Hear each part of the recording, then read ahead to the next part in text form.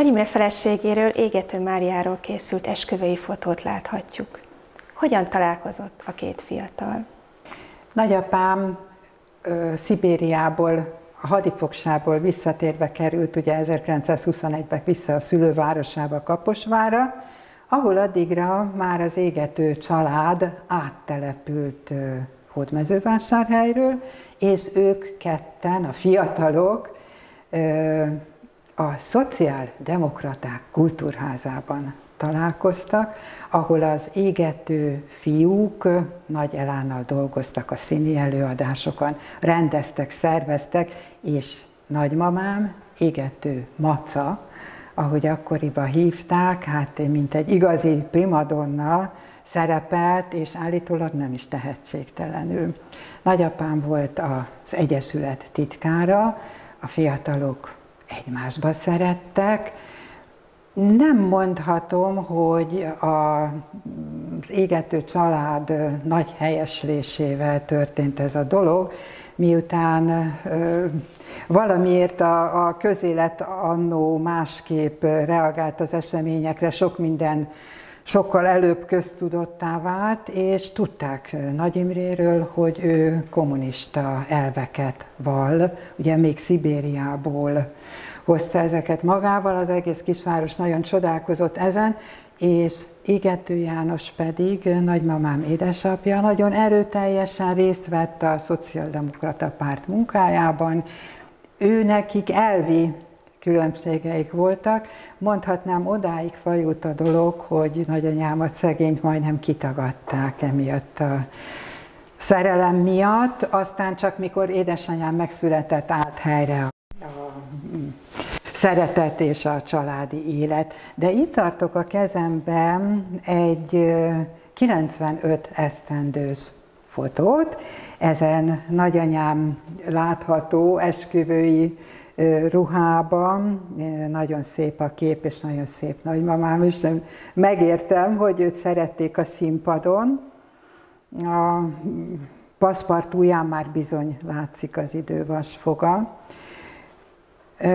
Egyébként nagymamám, ahogy akkoriban ez szokás volt, amikor férjhez ment, azonnal otthagyott csapott papot, úgy is fogalmazhatok, és kizárólag a férjének, családjának, gyermekének élt, holott ő sem volt tanulatlan vidéki lány, érettségizett, dolgozott, mellette művelte a színjátszóköri szereplést, de ahogy férjhez ment, megesküdtek, utána már csak a család volt számára az első rangú. Ahogy akkor illendő, itt látszik ugye a vitrínben, egyrészt ugye kihirdették őket, eljegyezték egymást, és utána történt az esküvő, méghozzá a kaposvári főtéri katolikus templomban. Nagyapám reverzálist adott nagymamámnak, neki úgy tűnt, hogy kevésbé volt fontos, hogy az Isten reformátusa vagy katolikus itt bejelenik meg a számára. A hittantanára erősen neheztelt emiatt akkor is nagyapámra.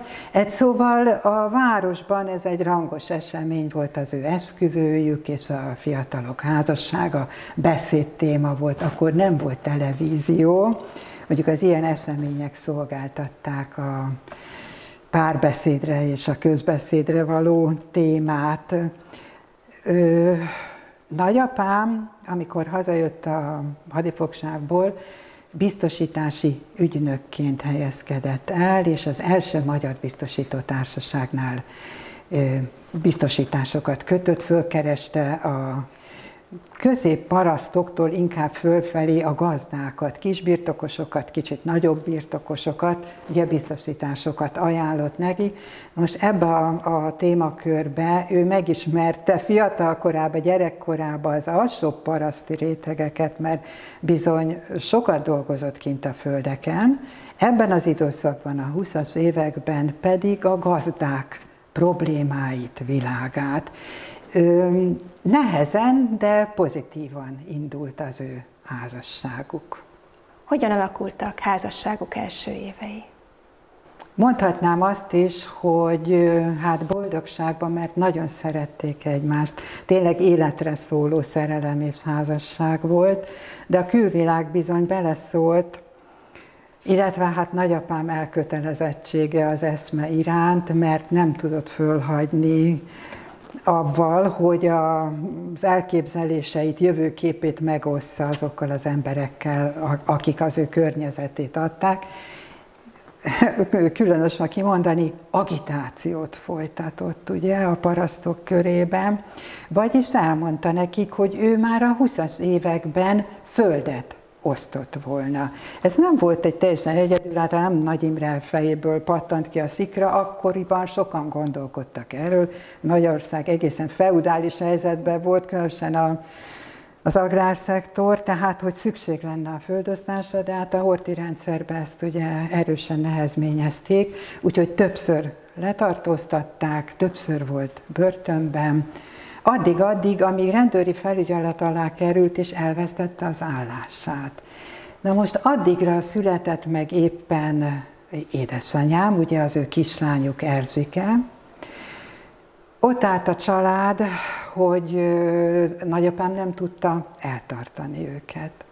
Tehát megint az megismétlődött az ő gyerekkorában tapasztalt személyes élménye, hogy az apa munkanélkülisége akárcsak most, 100 év után is sajnos, milyen intenzíven befolyásolja a család életét. Utána pedig munkanélkül volt, és a kommunista párt ajánlott számára munkát. Akkor sajnos a családnak el kellett válnia egymástól, nagyanyám maradt a kislánnyal Kaposváron, de nagyapám illegalitásba volt kénytelen Budapesten tartózkodni, mert ugye a rendőrség kereste, illetve figyeltette volna.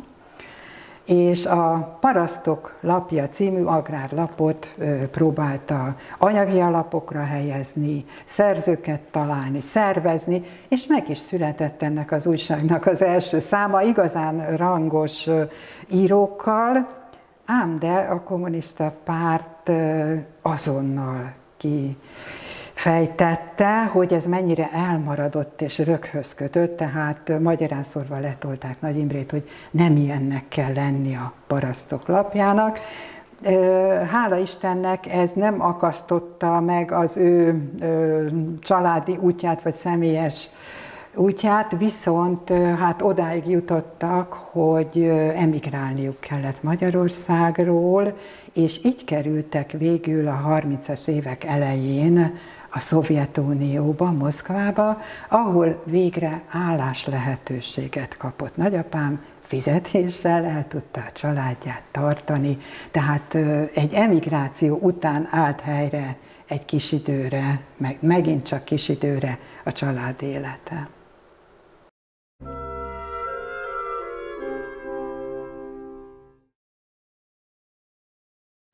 Amennyiben többet szeretne megtudni Nagy Imréről, 1956-ról, vagy általában a korszakról, látogasson el a Nagy Imre Emlékházba.